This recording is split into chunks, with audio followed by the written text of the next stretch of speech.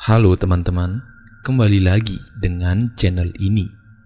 Dimana pada video kali ini, aku akan kembali membahas sebuah cerita tentang ilmu pengeleakan yang berjudul Dendam Seorang Maklar Tanah yang menggunakan ajian leak pitik bengil untuk menghabisi teman bisnisnya. Dan jika kalian ingin tahu ceritanya lebih lanjut, dengarkan cerita ini.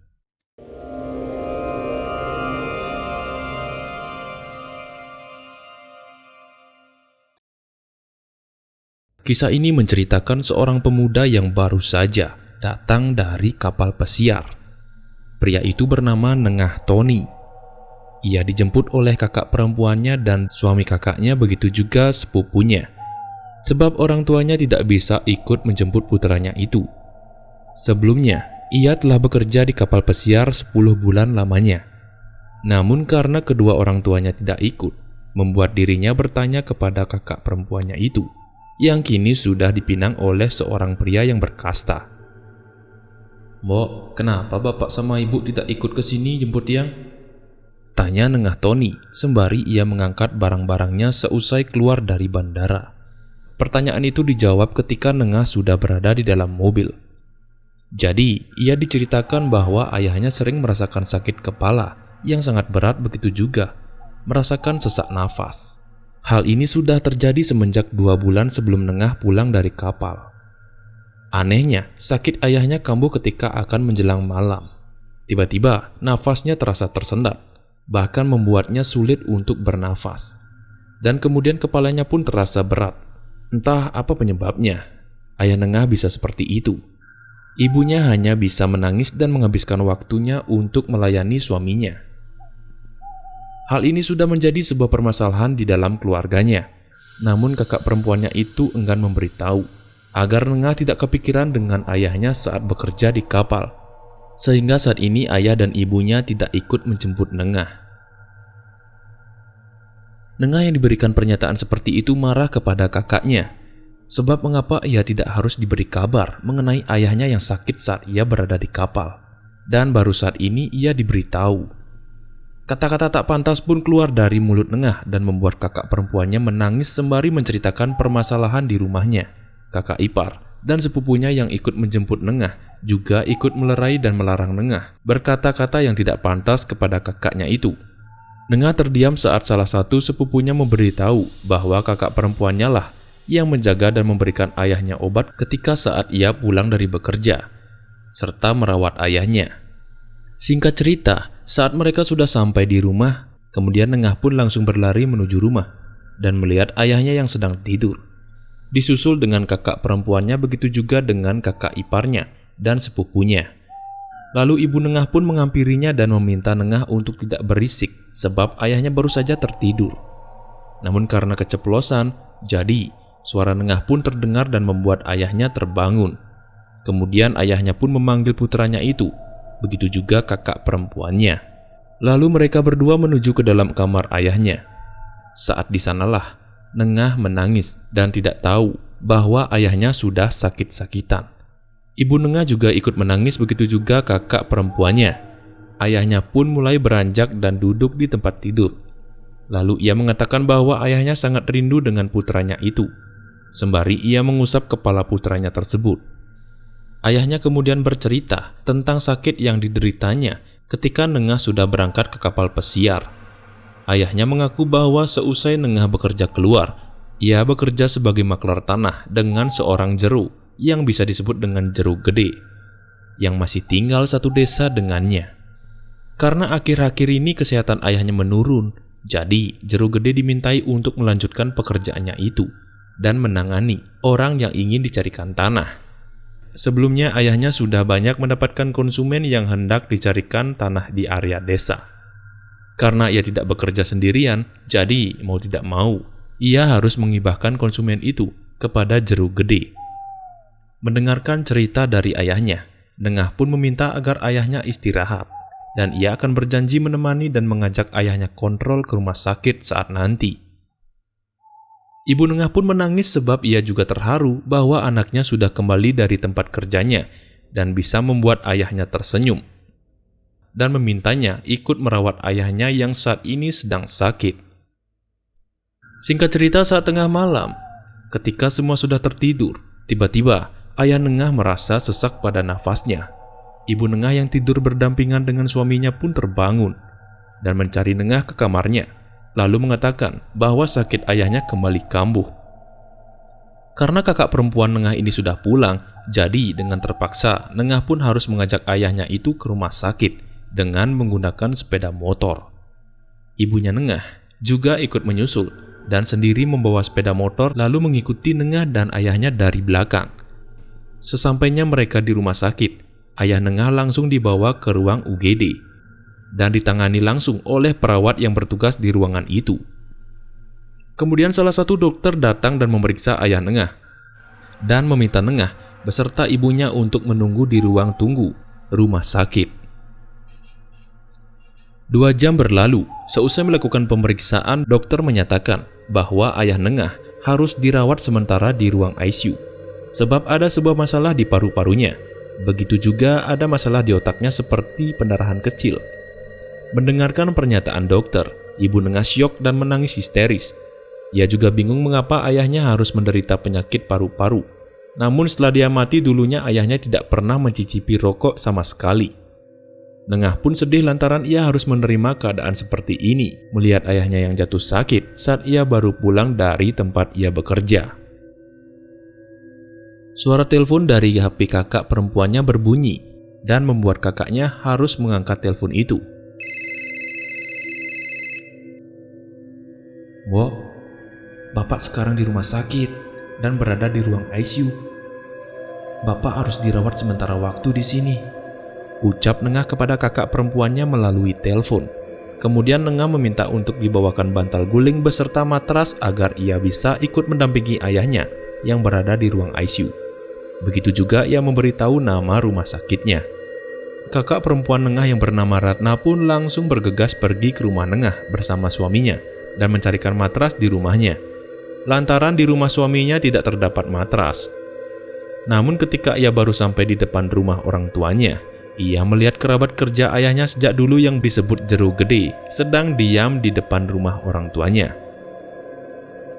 "Jero, ada apa ya? Malam-malam berada di sini?" ucap Ratna sembari ia membukakan pintu gerbang rumah orang tuanya. Kemudian dengan kagetnya, Jero Gede pun menjawab, "Tidak ada apa, Gek. Ini saya mau cari ayahmu, tapi beliau tidak ada," jawab Jero Gede. Dan terlihat Jero Gede ini pun bertingkah aneh saat itu. Ratna pun dibuat curiga olehnya, namun ia tidak mau mengungkapkan rasa kecurigaannya itu, dan kembali mengatakan bahwa ayahnya saat ini sedang di rumah sakit, dan saat ini ia akan segera ke rumah sakit untuk menyusul dengan suaminya. Dan mendengarkan pernyataan itu, Jero Gede pun terkejut, dan ia mengatakan bahwa ia juga akan menyusul menjenguk ayahnya nanti. Karena ia ingin memberitahu sesuatu kepada ayahnya, ungkap Jero Gede. Lalu Jero Gede pun langsung pulang ke rumah dan pamit kepada Ratna, begitu juga suaminya. Singkat cerita, saat Ratna sudah sampai di rumah sakit, ia menangis melihat ayahnya sedang berada di ruang ICU dengan berisikan alat bantu pernafasan di mulutnya. Namun terlihat ayahnya masih tertidur. Dan kemudian ia juga memberikan matras kepada Nengah dan juga ibunya agar mereka berdua bisa menginap di sana. Namun Ratna pun ingin saat itu menginap lalu meminta Nengah untuk pulang ke rumah agar ada yang menjaga rumahnya pada malam itu. Nengah pun meminta izin kepada ibunya dan juga kakak perempuannya. Begitu juga dengan iparnya bahwa ia akan pulang. Singkat cerita, saat pagi hari, ketika Nengah sendiri berada di rumah, ia berniat untuk membersihkan rumahnya. Sebelumnya ia akan pergi ke rumah sakit untuk bergantian menjaga ayahnya. Namun apa daya, ketika ia hendak membersihkan bagian belakang rumahnya, ia dikagetkan dengan seekor anak ayam yang berwarna putih kehitaman sedang berada di belakang rumahnya. Ayam itu terlihat agak layu dan juga rupanya tidak seperti anak ayam pada umumnya. Terlihat seperti ayam yang sedang sakit dan lusuh. Ketika Nengah hendak mendekati, ayam itu pun berjalan sembari mengeluarkan suara seperti ayam pada umumnya. Nengah juga mengira mungkin saja ayahnya dulu memelihara ayam. Tetapi bila diamati, tidak ada satupun kotoran ayam yang berada di sekitaran pekarangan rumahnya. Dan pada akhirnya, Nengah memutuskan untuk menangkap anak ayam itu dan akan mengurungnya. Saat anak ayam itu tertangkap tiba-tiba, hal yang tidak masuk akal pun terjadi pada Nengah.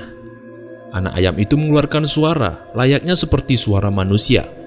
Dia meminta ampun dan tidak akan mengulangi perbuatannya lagi, dan juga ia ingin dilepaskan, tutur anak ayam itu.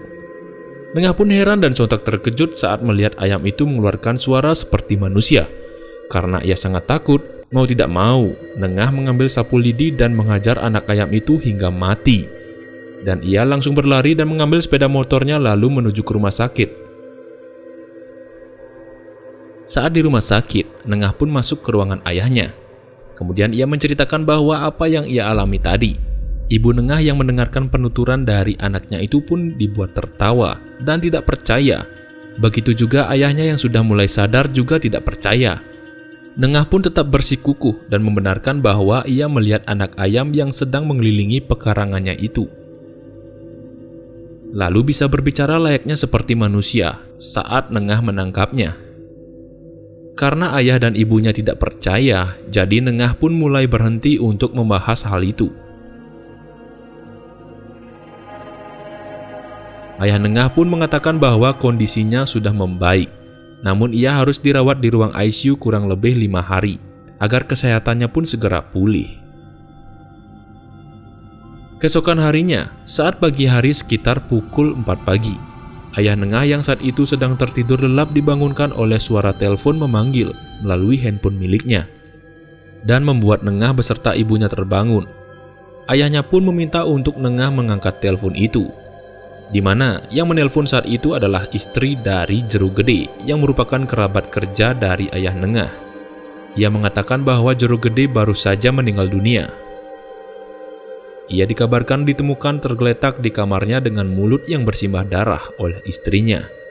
Dan ia juga menuturkan bahwa sebelumnya Jeruk Gede tidak ada di rumah tanpa sepengetahuan istrinya. Ayah Nengah pun terkejut mendengarkan hal itu, dan ia tidak percaya bahwa Jeruk Gede telah tiada. Nengah juga sama dengan ayahnya. Begitu juga ibunya yang tidak percaya bahwa Jeruk Gede telah pergi untuk selamanya. Sebelumnya, ibunya juga menganggap bahwa Jeruk Gede adalah teman baik dari suaminya. Hal itu pun sontak membuat ia tercengang. Begitu juga para masyarakat yang bersama tinggal di desanya. 2 hari berlalu. Nengah diberikan kabar bahwa ayahnya sudah dibolehkan pulang oleh dokter. Ketika sampai di rumah, ayah Nengah, ibunya, beserta kakaknya kini memutuskan untuk melakukan pengelukatan, buang sial. Pengelukatan ini merupakan sebuah penyucian diri, di mana orang itu akan disiram air, yang langsung dilakukan di rumahnya dan ditangani oleh seorang pemangku. Pemangku itu masih berada satu desa dengannya. Selain melakukan prosesi pengelukatan di pekarangan rumah, Jerumangku dengan terus terang mengatakan bahwa ayah Nengah kini sudah bisa bebas dari energi negatif maupun serangan magic dari teman kerjanya. Dari hal itulah yang membuat selama ini ayah Nengah menderita. Sebab ada yang tidak beres dengan ayahnya, bahwa ia baru saja selamat dari ancaman serangan ilmu Lea yang ingin membunuhnya. Nengah serta ibunya pun terkejut dengan ucapan Jerumangku itu, termasuk kakak perempuannya. Lalu Jerumangku itu kembali mengatakan bahwa pelakunya merupakan teman dekat dari ayah Nengah. Nengah, ibunya, dan juga kakak perempuannya pun dibuat bingung, lantaran siapakah orang yang disebut oleh Jerumangku, termasuk ayahnya yang tidak percaya bahwa sakit yang dialaminya saat selama ini dibuat oleh kerabat kerjanya. Tetapi ia masih bingung siapakah orang itu. Tetapi pemangku tersebut tidak mau memberitahu namanya. Ia hanya memberitahu bahwa yang menyakitinya telah meninggal kemarin hari, yang tidak lain adalah kerabatnya sendiri. Jerumangku juga bersyukur bahwa ayah Nengah sudah selamat karena si pelaku juga sudah meninggal akibat ulahnya sendiri. Dan dari sinilah hal itu diketahui oleh pemangku itu karena beliau juga memiliki indera keenam yang bisa melihat permasalahan dari seseorang yang ditanganinya. Mendengarkan semua ucapan dari Jerumangku, Nengah, Ayahnya, begitu juga ibu dan kakaknya, perlahan mengetahui bahwa siapakah yang disebut oleh pemangku itu. Namun dalam hati mereka, masih tidak percaya bahwa selama ini orang itu telah berbuat yang tidak pantas kepada ayahnya sendiri dan nyaris merenggut nyawa ayahnya. Dan cerita pun selesai. Baik teman-teman, mungkin sampai di sini dulu cerita pada video kali ini. Dan jika kalian suka dengan video di channel ini, silahkan subscribe. Jangan lupa nyalakan loncengnya agar kalian tidak ketinggalan video baru dari channel ini. Sekian dan terima kasih.